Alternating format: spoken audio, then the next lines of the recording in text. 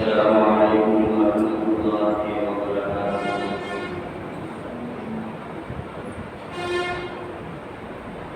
الحمد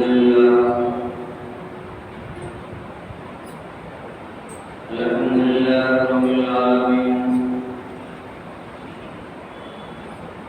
والصلاة والسلام على سيدنا محمد صلى الله عليه وسلم وآله وصحبه أجمعين. أما بعد، فأعوذ بالله من الشيطان الرجيم. بسم الله الرحمن الرحيم. يا أيها الذين آمنوا استعينوا بالصبر والصلاة إن الله مع الصابرين. صدق الله مولانا.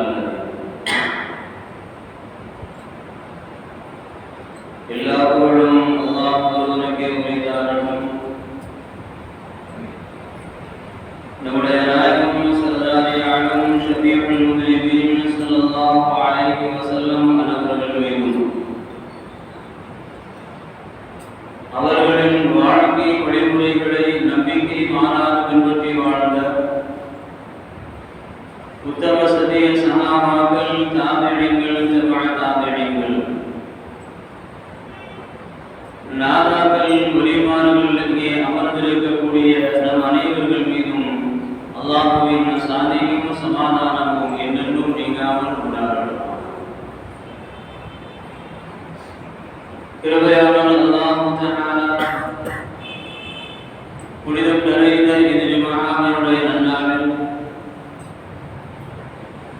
என்ன நல்ல அமல்களை, நன்மைகளை நாம் எதிர்பார்த்து அமர்ந்திருக்கின்றோமோ அந்த நன்மைகளை பரிபூர்ணமாக சம்பூர்ணமாக அடையப்பட்ட நல்ல மக்கள் கூட்டத்தில் அல்லாஹ் நம்மை எல்லாம் சேர்த்து நல்லவர்கள் வாழியுவான். கண்ணியத்திற்குரிய அல்லாஹ்வின் நல்லடியார்களே,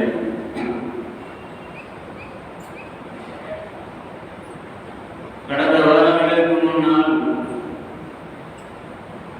தஹஜ்ஜுடைய தொழுகையை பற்றி நாம் பேசிக் கொண்டு வந்தோம். நஃபிலான வணக்க வழிபாடுகளில் தஹஜ்ஜுடைய தொழுகை அல்லாஹ் குர்ஆனில் நமக்கு சொல்லிக் காட்டி நஃபிலான ஒரு மேல்மிச்சமான ஒரு வணக்கமாக அல்லாஹ் நமக்கு அதை காட்டி தந்திருக்கின்றான். இரவினுடைய கடைசி நேரத்தில் இரவை 3 பங்காகவோ அல்லது 5 பங்காகவோ நாம் வைத்து அதனுடைய கடைசி நேரத்தில் அந்த அமலை செய்ய வேண்டும் என்பதை பற்றி நாம் பேசிக் கொண்டு வந்தோம். இன்னும் மேல்மிச்சமான சில வணக்க வழிபாடுகளை, சில தொழுகைகளை அதற்கு பெருமானார் ஸல்லல்லாஹு அலைஹி வஸல்லம் அவர்கள் தங்களுடைய வாழ்க்கையில் அதை செய்து காட்டி தந்திருக்கின்றார்கள். அதை நம்முடைய மதுஹபுடைய இமாம் அபூ ஹனீஃபா ரஹ்மத்துல்லாஹி அலைஹி அவர்கள் தங்களுடைய கிரந்தங்களில் அந்த வணக்க வழிபாடுகளை நமக்கு வரிசைப்படுத்தி ஒரு அழகான ஒரு பாடத்தை நமக்கு குறிப்பிட்டு சொல்லுகின்றார்கள். தஹஜ்ஜுடைய தொழுகை நஃபிலான வணக்கம் என்பதால் அதில் குறைந்தது 2 ரக்அத், கூடுதலாக நாம் 8 ரக்அத்துகளை நாம் தொழுது கொள்ளலாம். பொதுவாக நஃபிலான வணக்க வழிபாடுகள் அமல்களில் அதில் இமாம் ஜமாஅத்து தேவையில்லை, அவசியமில்லை என்பதைத்தான் நம்முடைய மதுஹபினுடைய செய்திகள் நமக்கு உணர்த்தி சொல்லுகின்றன. அது எந்த நஃபிலான வணக்க வழிபாடுகள் எதுவாக இருந்தாலும் அவைகளில் இமாம் ஜமாஅத்து கட்டாயமில்லை, அவசியமில்லை என்பதை நம்முடைய மதுஹபினுடைய செய்திகள் நமக்கு உணர்த்தி சொல்லுகின்றன. நஃபிலான வணக்க வழிபாடுகளில் இன்னும் மேல்மிச்சமான அமல்களை நமக்கு வரிசைப்படுத்தி சொல்லுகின்ற பொழுது இமாம் அபூ ஹனீஃபா ரஹ்மத்துல்லாஹி அலைஹி அவர்களுடைய செய்திகள், கிதாபுகள் நமக்கு உணர்த்துகின்ற செய்திகள் இதுதான். உதவு செய்வதற்கு பின்னால் நாம் தொடரக்கூடிய 2 ரக்காத்து தொழுகை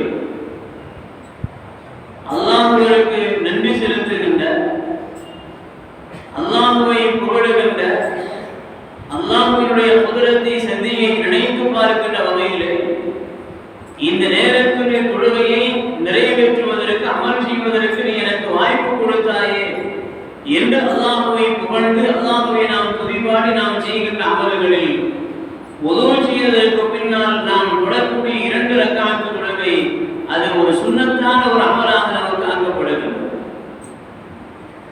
இரண்டாவதாக சொல்லுவார்கள், அந்த உதவு செய்து முடித்து நாம் பள்ளிக்கு உள்ளே வந்ததற்கு பின்னால் தஹிய்யத்துல் மஸ்ஜித் என்று மஸ்ஜிதினுடைய காணிக்கையுடைய தொழுகை 2 ரக்காத்தை சொல்லுவார். அது ஒரு முஸ்தஹப்பான ஒரு அமலாக, ஆகமாக்கப்பட்ட ஒரு அமலாக நமக்கு எடுத்து சொல்லப்படுகிறது.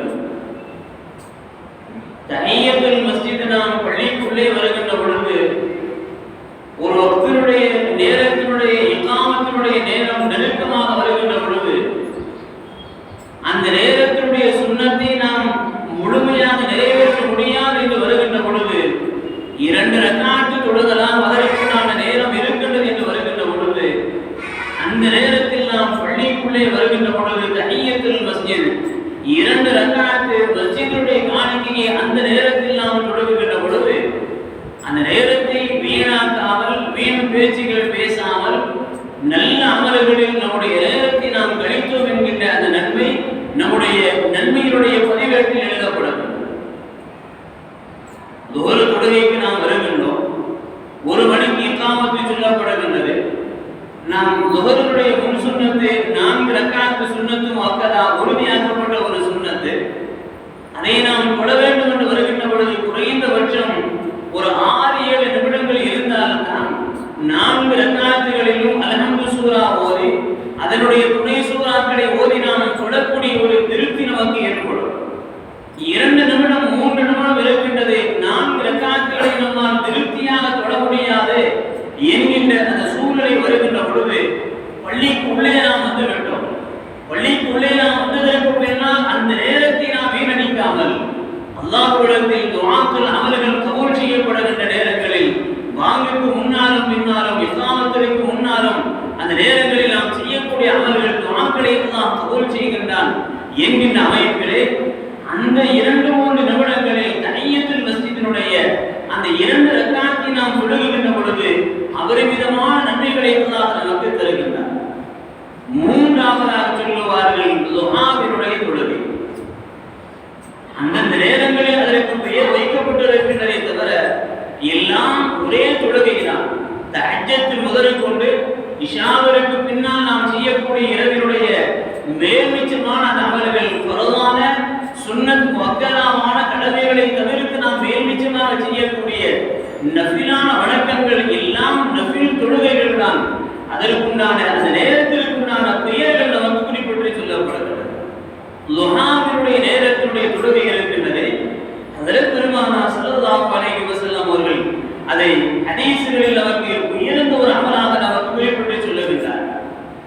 லுஹாவினுடைய நேரம் என்பது ஒரு 9 மணியிலிருந்து சூரியன் உச்சிக்கு வருகின்ற அந்த நேரம் வரை, ஒரு 9 மணியிலிருந்து ஒரு 11-11 வரைக்குள்ளால் நாம் அந்த நேரத்தை அந்த தொழுகையை நாம் தொழுகின்ற பொழுது அதற்கு லுஹாவினுடைய தொழுகை என்று சொல்லப்படுகின்றது. குறைந்தபட்சம் 4 ரக்காத்து, அதிகபட்சமாக நாம் 12 ரக்காத்துகளை தொழுது கொள்ளலாம். அல்லாஹ்வினுடைய வணக்க வழிபாடுகளில் கடமையாக்கப்பட்ட இந்த மேல்மிச்சமான அமல்களை எல்லாம் செய்வதற்குண்டான வாய்ப்புகளை, வசதிகளை, நேரங்களை, ஆரோக்கியத்தை அல்லாஹ் நமக்கு தருகின்ற பொழுது அந்த நேரங்களை வீண் விளையாட்டுகளிலும் வீணான பேச்சுக்களிலும் துனியா சம்பந்தப்பட்ட சிந்தனைகள் அல்லாமல் நம்முடைய நேரங்கள், காலங்கள் முழுவதையும் அல்லாஹ் விரும்புகின்ற வழியில் நாம் செலவு செய்வதற்குண்டான அமல்களாகத்தான் ஹஜ்ரத் பெருமானார் ஸல்லல்லாஹு அலைஹி வஸல்லம் அவர்களுடைய ஹதீஸ்களை மேற்கொள்ளாட்டி இமாம்கள் நமக்கு குறிப்பிட்டு சொல்லுகின்றார்கள். இந்த லுஹாவினுடைய இந்த தொழுகை குறைந்தபட்சம் 4 ரக்காத்து, அதிகபட்சம் 12 ரக்காத்துகள் ஒரு முஸ்தஹபான ஒரு தொழுகை. 4வது 5வது சொல்லுவார்கள், 4வது இஷ்ராக்கினுடைய தொழுகை. இந்த இஷ்ராக்கினுடைய தொழுகை சுபுகு தொழுகையை நாம் தொழுது முடிக்கின்றோம். சுபுகு தொழுகை முடிந்ததற்கு பின்னால் சூரியன் உதயமாகுகின்ற அந்த நேரம், சூரியன் உதயமாகி அந்த சூரியன் உதயமாகி ஒரு 15 நிமிடங்களுக்கு பின்னால், குறைந்தபட்சம் இன்றைய நேரங்களில் ஒரு 6:34 31 சூரியன் உதயம் என்று சொன்னால் ஒரு 15 நிமிடங்கள் கழித்து அதற்கு பின்னால் அந்த அல்லாஹ்வுடைய இறை இல்லத்தில் நமக்கு அமரக்கூடிய உட்கார்ந்து ஓதக்கூடிய அந்த வாய்ப்புகள் இருக்குமே. ஆனால் அந்த நேரங்களில் நாம் தொடரக்கூடிய அந்த தொழுகைக்கு இஷ்ராக் என்று பெயர் சொல்லப்படும். அது குறைந்தபட்சம் 2 ரக்காத்து, அதிகபட்சமாக 4 ரக்காத்து. குறைந்தபட்சமாக 2 ரக்காத்து, அதிகபட்சமாக 4 ரக்காத்து. அந்த இஷ்ராக்குடைய தொழுகை நாம் தொழுதோம் என்று சொன்னால் துனியாவினுடைய அனைத்து நியமத்துகளையும் நம்முடைய குடும்பத்திற்கு நாம் சுமந்து செல்லுகின்றோம் என்று பெருமானார் ஸல்லல்லாஹு அலைஹி வஸல்லம் அவர்கள் சொல்லுகின்ற ஹதீஸை நமக்கு மேற்கோள் காட்டி சொல்லுவார்கள். இஷ்ராக்கினுடைய அந்த நேரத்துடைய தொழுகை சூரியன் உதயமாகி அதற்கு பின்னால் 15 நிமிடங்கள் கழித்து நாம் தொடரக்கூடிய தொழுகைக்கு இஷ்ராக் தொழுகை. 5ஆவதாக சொல்லுவார்கள் அவ்வாபின் தொழுகை. மகரிபினுடைய தொழுகை தொழுது முடித்து அந்த மகரிபுக்கு உண்டான பின் சுன்னத்துகளை நாம் தொழுது முடித்ததற்கு பின்னால் தொடர்ந்து நாம் ஒரு 6 ரக்காத்துகள் தொழுக வேண்டும். 2 6 ரக்காத்துகள் நாம் தொழுகின்ற பொழுது அந்த தொழுகைக்கு அவ்வாபின் என்று பெயர் சொல்லப்படுகின்றது. அதற்கு பெருமானார் ஸல்லல்லாஹு அலைஹி வஸல்லம் அவர்கள் ஹதீஸ்களில் அதை மிகுந்த ஒரு சிறப்பான ஒரு தொழுகையாக நமக்கு ஹதீஸ்களில் குறிப்பிட்டு சொல்வதை இமாம்கள் நமக்கு விளக்கி தருகின்றார். அதை அடுத்து 6வது தஹஜ்ஜுடைய தொழுகை. அதை நாம் ஏற்கனவே பார்த்துவிட்டோம். குறைந்தபட்சம் 2 ரக்காத்து, நடுத்தரமாக 4 ரக்காத்து, ஆக கூடுதலாக 8 ரக்காத்துகள் இரவினுடைய கடைசி நேரத்தில் நாம் தொடரக்கூடிய அந்த தொழுகை. அதை அடுத்து 7ஆவதாக சொல்லுவார்கள் பிரயாணத்தினுடைய தொழுகை. ஒரு இடத்திற்கு நாம் பிரயாணப்படுகின்றோம், நீண்ட நெடிய தூரம் பிரயாணத்தை நாம் மேற்கொள்கின்றோம். அந்த நேரங்களில் ஒரு 2 ரக்காத்து நாம் அல்லாஹ்வுக்காக வேண்டி தொழுது அந்த பிரயாணம் புறப்பட்டு நாம் வந்து சேருகின்ற வரை எந்த விதமான ஆபத்துகளும் இல்லாமல் இருக்க வேண்டும் என்கின்ற அந்த உயர்ந்த நிய்யத்தோடு நாம் தொழக்கூடிய அந்த 2 ரக்காத்து தொழுகை, பிரயாண தொழுகை. அதற்கு பெருமானார் ஸல்லல்லாஹு அலைஹி வஸல்லம் அவர்கள் அதிகமான நேரங்களில் அந்த அமலை செய்திருக்கிறார். பிரயாணம் மேற்கொள்ளுகின்ற பொழுது 2 ரக்காத் தொழுதுவிட்டு நாம் புறப்பட வேண்டும். பிரயாணம் முடித்து நாம் வருவதற்கு பின்னால் நாடினால் அல்லாஹ்வுடைய இறை இல்லத்திற்கு உள்ளே வந்து உதவு செய்து 2 ரக்காத்து நாம் தொழுது நாம் மீண்டும் வீட்டிற்கு செல்லுகின்ற பொழுது அந்த பிரயாணத்தினுடைய அத்துணை அமல்களையும் பரக்கத்து நிறைந்ததாக அல்லாஹ் நமக்கு ஆக்கி தருகின்றார். அதற்கு பெருமானார் ஸல்லல்லாஹு அலைஹி வஸல்லம் அவர்களுடைய ஹதீஸ்களை மேற்கோள் காட்டி 8ஆவதாக சொல்லுவார்கள் ஹாஜத்துல் தொழுகை என்று ஒன்றை சொல்லுவார்கள். அது 2 ரக்காத்து தொழுகை. நமக்கு ஏதாவது ஒரு காரியம் நிறைவேற வேண்டி இருக்கின்றது, ஏதாவது 2 காரியம் இருக்கின்றது, அந்த காரியம் நமக்கு மிக சரியாக நிறைவேற வேண்டும் என்கின்ற அந்த எண்ணம் நமக்கு மேலோங்கி வருகின்ற பொழுது அந்த நேரத்தில் நாம் தொழக்கூடிய அந்த தொழுகை ஆதித்திரப்பில் தொழுகை. அந்த 2 ரக்காத்தை நாம் தொழுது இந்த காரியத்திற்காகவே நான் செல்லுகின்றேன், இந்த காரியத்திற்காகவே நான் செல்லுகின்றேன், என்னுடைய அந்த காரியத்தை நீ நிறைவேற்றி கொடு என்று அல்லாஹ்வுடைய சன்னிதானத்தில் நாம் துஆ செய்கின்ற அந்த நல்ல ஒரு அமல் செய்வதற்குண்டான ஒரு அமலாக ஆதித்திரப்பில் தொழுகை அமைந்திருக்கின்றது. அந்த ஆதித்திரப்பில் தொழுகை 2 ரக்காத்தை நாம் தொழுது விடலாம். நாம் தொழுது எந்த காரியத்திற்காக வேண்டி செல்லுகின்றோமோ இந்த காரியத்தை எனக்கு நீ நிறைவேற்றி கொடு என்று அல்லாஹ்விடத்தில் நாம் துஆ செய்கின்ற நல்ல ஒரு வாய்ப்பை பெறுகின்ற ஒரு அமலாக அந்த ஆயத்தினத்தில் என்கின்ற அந்த தொழுகை அமைந்திருக்கின்றது. 9ஆவதாக சொல்லுவார்கள் தஸ்பீஹ் நஃபில் தொழுகை. நாம் எல்லாம் அதிகம் அறிந்து கொண்டுதான் 4 ரக்காத்துகளை கொண்ட ஒரு தொழுகை. 4 ரக்காத்துகளிலும் அல்ஹம்து சூரா ஓத வேண்டும், துணை சூரா ஓத வேண்டும். அதில் 300 தஸ்பீஹாத்துகள் இடம்பெறுகின்ற வகையிலே அந்த தஸ்பீஹாத்துகள் இடம்பெறுகின்ற ஒரு தொழுகையாக தஸ்பீஹ் நஃபில் தொழுகை அமைந்திருக்கின்றது. அதற்கு பெருமானார் ஸல்லல்லாஹு அலைஹி வஸல்லம் அவர்கள் அதற்கு இப்னு அப்பாஸ் ரலியல்லாஹு அன்ஹு அவர்களை அழைத்து சொல்லுகின்ற ஒரே ஒரு ரிவாயத்து, நபி அவர்கள் சொன்னார்கள், நீ முடிந்தால் தினமும் ஒரு நாள், தினமும் ஒரு நேரம், அல்லது வாரத்திற்கு ஒரு தடவை, தினமும் ஒரு தடவை, வாரத்திற்கு ஒரு தடவை, அல்லது மாதத்திற்கு ஒரு தடவை, அல்லது வருடத்திற்கு ஒரு தடவை, அல்லது ஆயுளில் ஒரு தடவை நீ அந்த தொழுகையை முடிந்த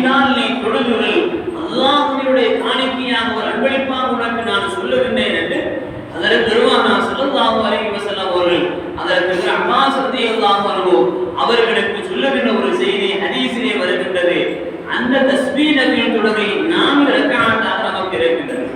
இப்படி அல்லாஹ்வுடைய சன்னிதானத்தில் மேல்மிச்சமான வணக்க வழிபாடுகளுடைய வரிசையிலே இந்த மேல்மிச்சமான இந்த அமல்களை வரிசைப்படுத்தி இமாம்கள் அவர் குறிப்பிட்டு சொல்லுகின்றார்கள். அந்த அமல்களை நம்முடைய வாழ்க்கையில் நாம் செய்கின்ற பொழுது அல்லாஹ் நமக்கு உயர்ந்த ஒரு பாக்கியத்தை தருகின்றார். இந்த வரிசையில் சுன்னத்தான அமல்கள் நம்முடைய வாழ்க்கையில் நிரம்ப இருக்கிறது. கட்டாய கடமை அதை செய்தாக வேண்டும். நாம் செய்யவில்லை என்று சொன்னால் அல்லாஹ்விடத்தில் பதில் சொல்ல வேண்டும். நாளை வறுமை நாள் ஆகிரத்தில் அல்லாஹ் கேள்வி கணக்கு கேட்கின்ற பொழுது முதலாக அவ்வளவாய் ஆசபதிகள் அவருடைய யோகன கியாமத்தி அஸ்ஸலாத் தொழுகையை பற்றித்தான் அல்லாஹ் கேள்வி கேட்பார். கட்டாய கடமையான வணக்க வழிபாடுகள் எந்த நிலையில் இருந்தாலும் நாம் தொழுகையாக வேண்டும்.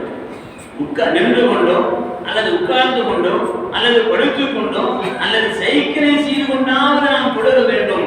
அது கடமையாக்கப்பட்ட கிதாபம் மௌகூதா, நேரம் குறிக்கப்பட்ட ஒரு தொழுகை. எந்த இடத்தில் எந்த நேரத்தில் அந்த நேரம் வருகின்ற பொழுது நாம் அதை தொழுதாக வேண்டும். கடையில் இருக்கின்றோம் என்று சொன்னால் நேரம் வந்து விடுகின்றது. அந்த இடங்களுக்கு நாம் செல்ல முடியவில்லை என்று சொன்னால் அந்த இடத்தில் நமக்கு வாய்ப்புகள் வசதிகள் வருகின்ற பொழுது ஒதுச்சி அந்த நேரத்துடைய தொழுகை நாம் தொழுது விட்டோம் என்று சொன்னால் அல்லாஹ்வினுடைய கேள்வி கணக்கில் இருந்து நம்மை நாம் பாதுகாத்துக் கொள்ளக்கூடிய வாய்ப்பு கிடைக்கின்றது. அந்த வரிசையில் சுன்னத்து முஅக்கதா என்று சொல்லக்கூடிய உறுதியாக்கப்பட்ட சில சுன்னத்துகள் இருக்கின்றன.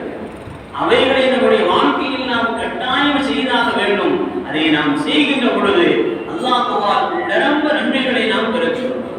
அந்த வரிசையில் ரக்அத்தானி கப்ல ஸலாத்தில் ஃபஜ்ரி, சுபஹ் தொழுகைக்கு முன்னால் நாம் தொழக்கூடிய 2 ரக்அத் தொழுகை. இமாம்கள் நமக்கு குறிப்பிட்டு சொல்லுவார்கள், சுபஹினுடைய அந்த நேரம் அதாவாகக்கூடிய அந்த நேரம் நெருங்கி முடிவதற்கு முன்னால் நாம் சுபஹ் தொழுகின்ற பொழுது சுன்னத்தை தொழுதுவிட்டு தான் ஃபஜ்ர் தொழுகை நாம் தொழ வேண்டும். அந்த தொழுகை நேரம் தவறி சூரியன் உதயமாகி விடுகின்றது, கலாவாகி விடுகின்றது என்று சொன்னால் சுன்னத்தை நாம் கலா செய்ய வேண்டிய அவசியம். பெருமானார் ஸல்லல்லாஹு அலைஹி வஸல்லம் அவர்கள் சொல்லுகிற ஒரு ஹதீஸை ஹஜ்ரத் ஆயிஷா நாயகி ரலியல்லாஹு அன்ஹா அவர்கள் நமக்கு அறிவித்து சொல்லுவார்கள், ரக்அத்துல் ஃபஜ்ர் கைரும் மினத் துன்யா வ மா ஃபீஹா. சுபஹ் தொழுகைக்கு முன்னால் ஃபர்து தொழுகைக்கு முன்னால் நாம் தொழக்கூடிய அந்த 2 ரக்அத் சுன்னத்து தொழுகை இருக்கின்றது, கைரும் மினத் துன்யா வ மா ஃபீஹா.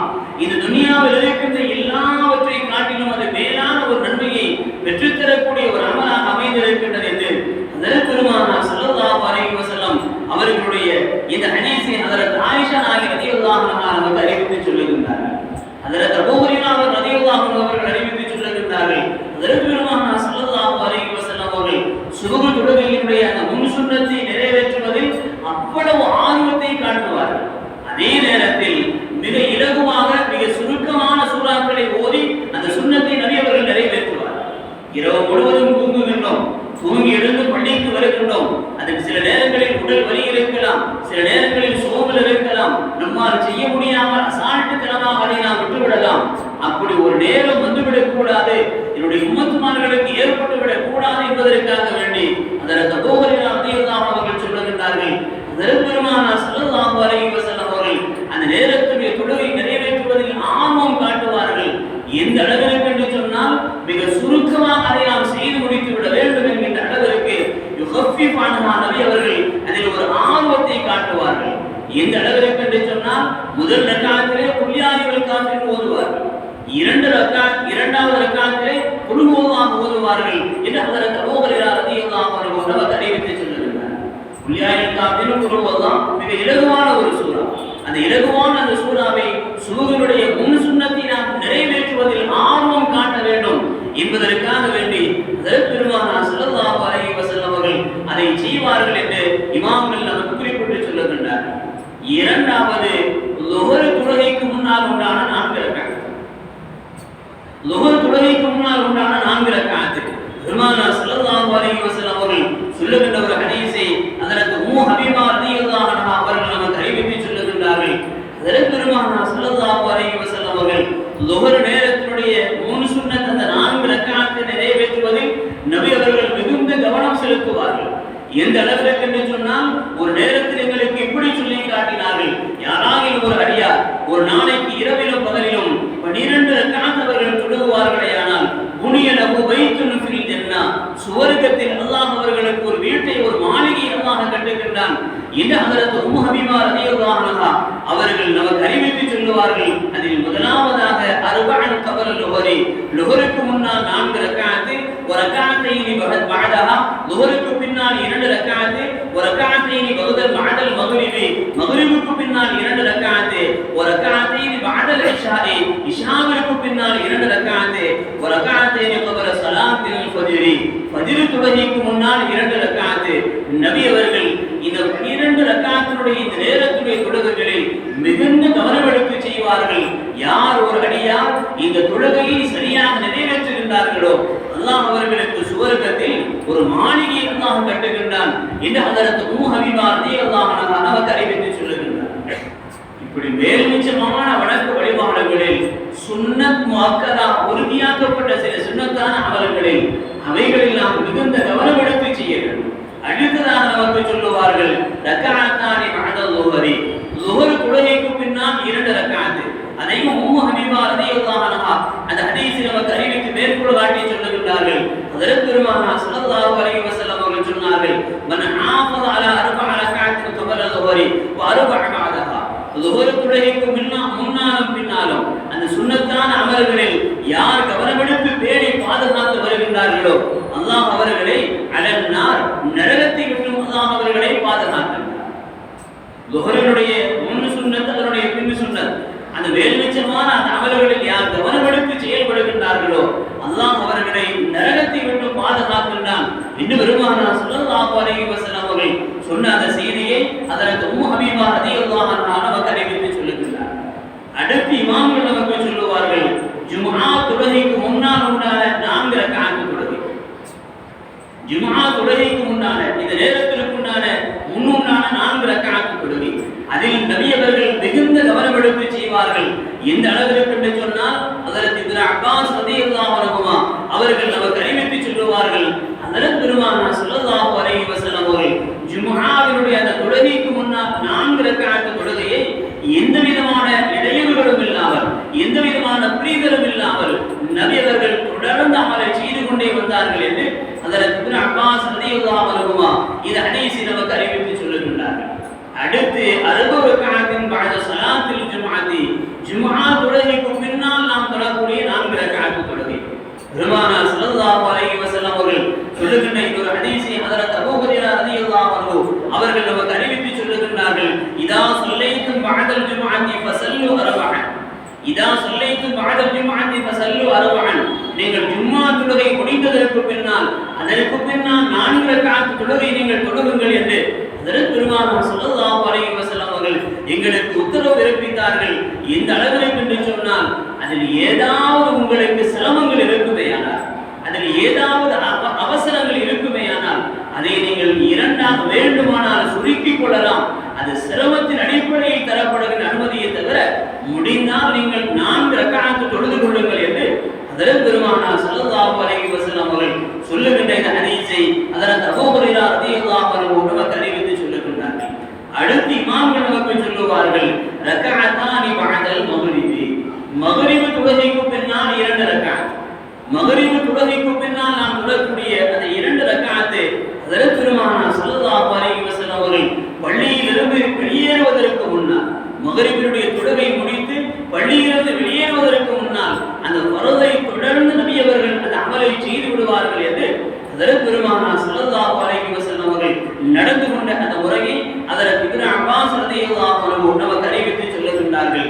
பெருமானார் ஸல்லல்லாஹு அலைஹி வஸல்லம் அவர்கள் அந்த தொழுகையிலும் முதல் ரக்அத்திலே குல் யா அய்யுஹல் காஃபிரூன், 2 ரக்அத்தில் குல் ஹுவல்லாஹ் ஓதக்கூடியவர்களாக நபி அவர்கள் இருந்தார்கள் என்று ஹஜ்ரத் பெருமானார் ஸல்லல்லாஹு அலைஹி வஸல்லம் அவர்களுடைய இந்த ஹதீஸை ஹஜ்ரத் இப்னு மஸ்ஊத் ரலியல்லாஹு அன்ஹு நமக்கு அறிவித்து சொல்லுகின்றார்கள்.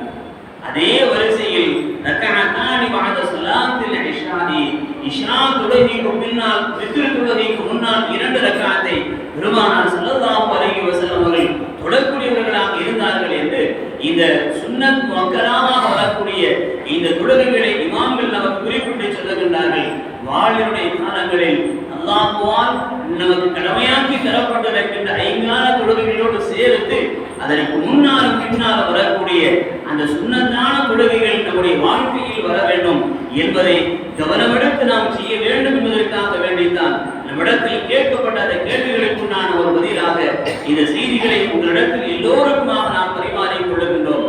அல்லாஹ்வால் நமக்கு தரப்பட்டிருக்கின்ற அந்த நேரங்களை காலங்களை அல்லாஹ் விரும்புகின்ற வழியில் நாம் செலவு செய்து கொள்ள வேண்டும். பொதுவாக நகையான வணக்க வழிபாடுகளுக்கு அவைகளில் எந்த வகையிலும் எண்ணிக்கையை மட்டுப்படுத்த முடியாது. 4 என்றோ 8 என்றோ 12 என்றோ நஃபிலான வணக்க வழிபாடுகளை நாம் குறிப்பிட்டு சொல்ல முடியாது. அதே நேரத்தில் நம்மால் முடிந்த அளவிற்கு மகரிபிலிருந்து இஷ்னா வரை எந்த விதமான வேலைகளும் இல்லை, பள்ளியில் அமர்ந்திருக்கின்றோம் என்று சொன்னால் அந்த நேரங்களில் நம்மால் முடிந்த அளவுக்கு நாம் நஃபில் தொழுகின்ற பொழுது அந்த நேரங்கள் எல்லாம் நன்மைகளாக நமக்கு பதிவு செய்யப்படுகின்றது. வணக்க வழிபாடுகளில் இவர் இருந்தார் என்கின்ற அந்த நன்மை நமக்கு எழுதப்படுகின்றது என்பதை தான் பெருமானார் ஸல்லல்லாஹு அலைஹி வஸல்லம் அவர்களுடைய ஹதீஸ்களை மேற்கோள் காட்டி இமாம்கள் நமக்கு குறிப்பிட்டு சொல்லுகின்றார்கள். அந்த வரிசையில் அல்லாஹ்வால் கடமையாக்கி தரப்பட்டிருக்கின்ற ஃபர்தான வணக்க வழிபாடுகள், ஃபர்தான ஜும்ஆவினுடைய தொழுகைகள், வாஜிபான பெருநாள் தொழுகைகள், அவைகளை தவிர்த்து மேல்மிச்சமான அமல்களாக வரக்கூடிய தஹஜ்ஜுதில் இருந்து இஷ்ராவினுடைய நேரம் வரை நாம் செய்யக்கூடிய ஒவ்வொரு நேரத்தினுடைய அந்த தொழுகைகளும் நஃபிலான வணக்க வழிபாடுகள்.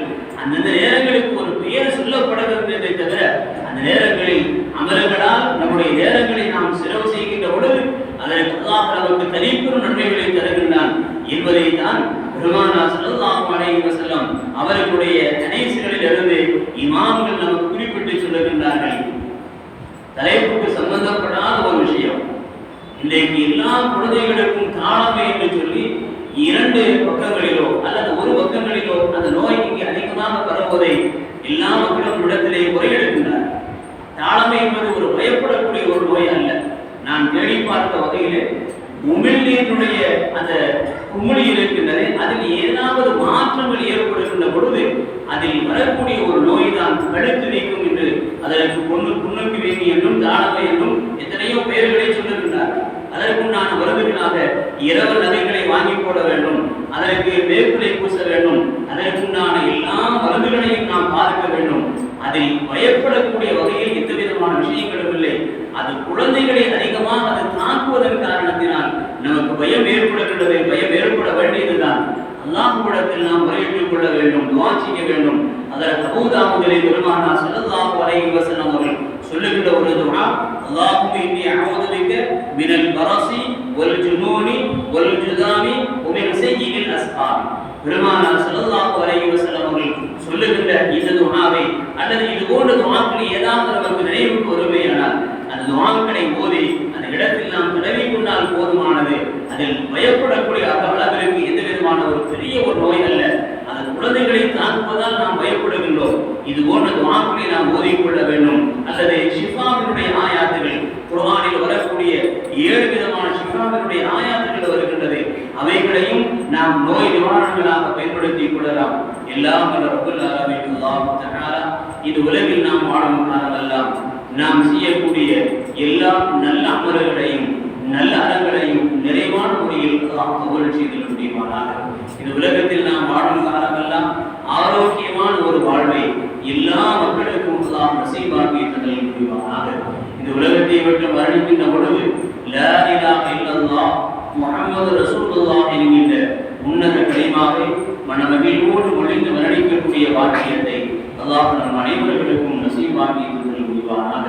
நாளை வறுமையினால் ஆசுரத்தினுடைய அனைத்து அதாபுகள் வேதனைகளுக்கும் அல்லாஹ் நம்மை பாதுகாத்து ஜன்னத்துல் ஃபிர்தௌஸ் என்கின்ற சுவர்க்கத்தை அடையக்கூடிய வாக்கியத்தை அல்லாஹ் நமக்கும் நம்முடைய பெற்றோர்களுக்கும் நம்முடைய குடும்பத்தார்களுக்கும் நம்முடைய வாரிசுகளுக்கும் நம்முடைய ஆசிரியர் பெருமக்களுக்கும் எல்லா மக்களுக்கும் அல்லாஹ் நசீபாக்கி